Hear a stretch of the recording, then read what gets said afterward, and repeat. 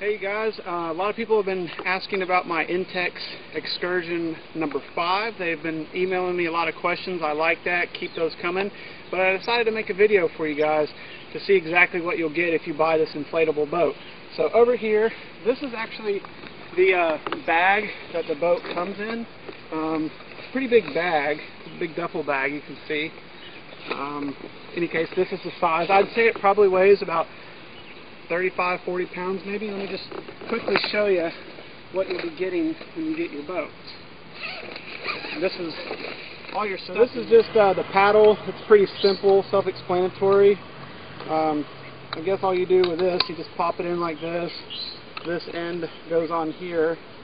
And of course you have 2 of these paddles, so I think that's pretty easy to figure out. I've got the boat on the ground here. You can see the length of the thing. It's actually a pretty long boat. Give you an idea of how long it is. You know, so it's a pretty long thing. So I'm just going to quickly undo it here. I'll show you guys the inside of the boat. So this is the hand pump that came with the, actually I guess it's more of a foot and hand pump that came with the boat. It's okay. It actually, I mean, it works pretty well. If you, it's like one of the double pumps, so like when you push in it blows out air, when you pull it also blows out air, so it actually works pretty well. The only thing is with this pump is that if you're pumping too hard, it's really easy to like actually pull this entire chamber off, and I've done that 3 or 4 times until I realized to take it slow. But this does work, but I recommend that you buy the electric pump because it works a lot faster. So anyway, I use them both interchangeably, but the electric pump definitely faster. Oh, my wife reminded me that this does come with a manual, so I mean, I don't really think you'll need it because it's pretty easy to figure out. As far as inflating the boat has 3 air chambers. The first air chamber is on the bottom, the second one's the middle one, the third one's the outside, and basically to inflate it, you start with number 1, then work your way outward, and that's pretty simple. So I'm going to start working on the inflation, and then we'll go from there.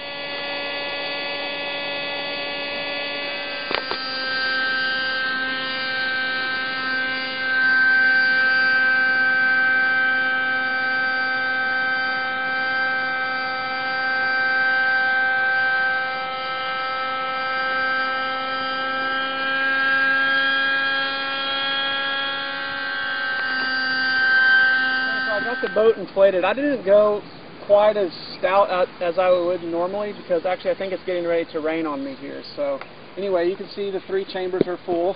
I wanted to show you the back of the boat right here. It actually, on some of the specs you might see online, it'll give you different numbers, but this is actually what the boat says. It's good for 1,000 pounds. You can put up to a 1.5 horsepower motor or engine, and it's also good for 5 people. Now 5 people is going to be a little too much, I think. But anyway, 5 people. And oh, let me show you this. It comes with a little bag that attaches on the inside of the boat, and in this bag, where is that little thing? It's got like this little measuring thing. And what you do is you place it on here, and it helps to tell you how much air you need to put in there. See, I didn't quite fill it up enough because again, it's going to rain on us. But anyway, so let me. Oh, one more thing. I'm going to show you this. It also comes with 3 seats that I've not inflated yet. I'll do that now, but it's got 3 seats. So let me get these inflated and I'll install them for you guys. You notice that I'm pumping up the seat with the hand pump. I actually think it's easier to pump it with the hand pump than the electric pump. I don't know why, but it is. So in any case, go for it. This is the last. This is the center seat that I'm inflating here. And yeah, that's about it. So let me put this in the boat and then. Alright, so I got everything inflated. You can see there's 3 seats here. These are actually really comfortable, but again, it may not look as firm as it will be in real life because I didn't inflate it completely this afternoon. But anyway, it's got, of course, it's got the 2 oars that come with the boat. They're not really the best, and I mean, really, personally, I wouldn't want to row this boat all over the lake. But in any case, you can put the oar here. It's got a thing that goes in there, or back here. The boat also has 4 holders for fishing poles, which are pretty handy. They're, you know, you got 2 in the front seat and 2 in the back seat, and that's pretty nice. Let me show you real quick how big it is. If I were to stretch out, you know, it's pretty good size. I found that if two people are in the boat, pretty much one's on that end and one's on this end, your feet may meet just in the middle of the boat. So it's really good for two people. We've had 3 people on it, but for 2 people, great boat. So you've already heard me mention that I don't want to row the boat, so I actually bought myself a Minn Kota 30 Endura motor. It has 5 speed settings, a retractable handle. It's pretty nice. Also, it's got a flexible shaft, so if you hit rocks or big logs in the river, it'll bend a bit, it'll give.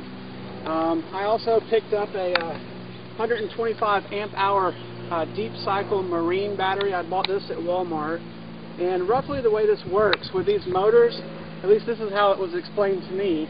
Like, this is a 30 pound thrust.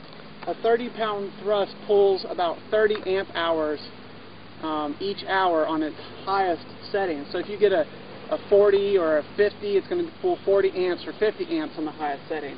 In the longest that we've had the boat out, my wife and I have gone out, and also then with her brother, so the 3 of us went out.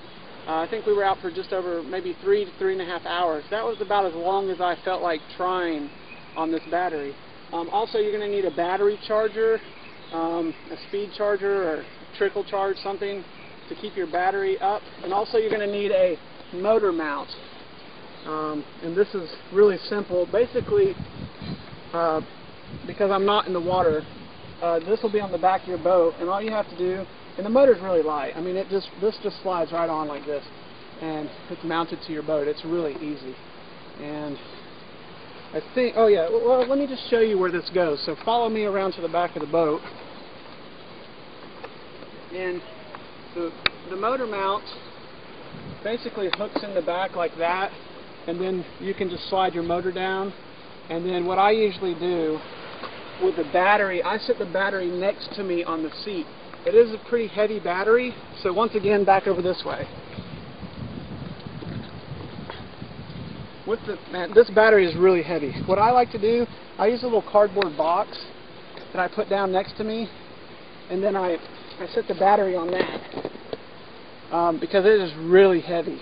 Any case, so I just wanted to give show you guys what the boat is, what you can expect to get, things you might need: battery, motor mount, battery charger, life jackets for everyone on board, and oh yeah. They also say that if you have a motor on your boat, it has to be registered. I did get a registration, but I didn't put any numbers on the boat yet. I did get pulled over by a Coast Guard guy, and he told me he didn't really care about the registration. He just wanted to know if we had life jackets. So, I don't know, but yeah, I think it's a pretty good boat, and for the money, you can't beat it. So, thanks.